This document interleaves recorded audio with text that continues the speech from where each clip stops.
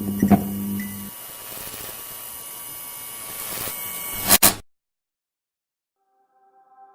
love you. Say that again.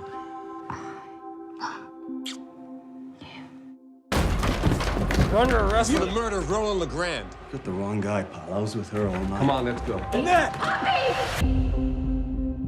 This is a frame-up. Hey, Papillon, right? Got any money? Get some. Never escape without it. Louis Degas. Guy's a millionaire. Won't last long. You got a lot of eyes on you, my friend. For a little bit of that money you're carrying, I could keep you safe. Every time it looked like they were getting 3 steps up, they get kicked 15 steps down. It can feel that way, a bit relentless. I mean, going to that job every day, got a little bit taxing towards the end, for sure. But I mean, that's what we sign up for. We're odd creatures that way. We like getting stuck in mud and putting ourselves in some arduous territories like that.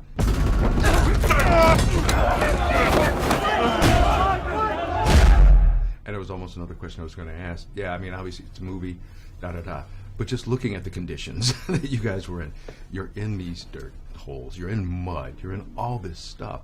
It's kind of like, okay, where's the glamour part? I mean, it's always the funny the distance between the perception of what filmmaking is and what sort of Hollywood is and the reality is a great distance, you know.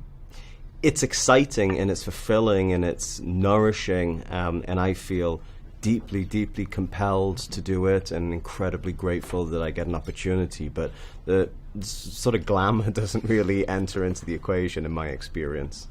This is about as glamorous as it gets, and, you know, it's not particularly glamorous. If you manage to survive your first attempt, you'll get 2 years in solitary. Second attempt, you'll get a life sentence at Devil's Island. Strange things happen there. Especially to those who cling to hope. And then even thinking about both of you in the movie, how, you know, it first starts out and you go to the prison, you two all of a sudden forge your friendship. And the thing is, even through the highs and lows, you guys stay together. Yeah, I mean, it's that human need for that connection and dependence, and in order to survive, I think you cling to someone and you reach out for all the qualities that you can each fulfill for one another. And then even just think about, I mean, you know, there are a lot of scenes where you've got to act just with expression. You know, like when you were in solitary confinement, you know, talk about that a little bit, just how, you know, you can't talk, but you've got to convey what's going on. Yeah. It's interesting. I really enjoyed that. I don't, you know, it became clear to me through that experience actually how liberating it was to take dialogue out of an equation and just to, you know, it was less of a challenge than you might think. It was actually sort of a really interesting and, like I said, liberating experience. I don't know if I can quite articulate why that was, but you know, it just felt very sort of innate, that experience.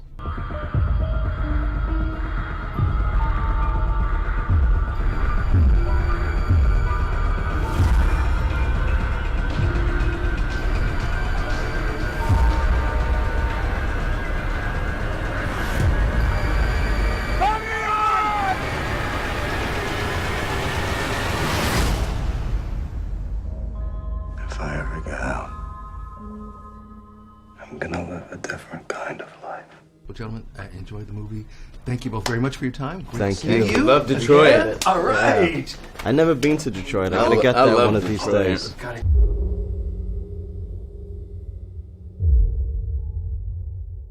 Check out MovieShowPlus.com to watch this episode online and for exclusive content, extended interviews with Greg Russell, and a complete archive of movie reviews with Tom Santilli.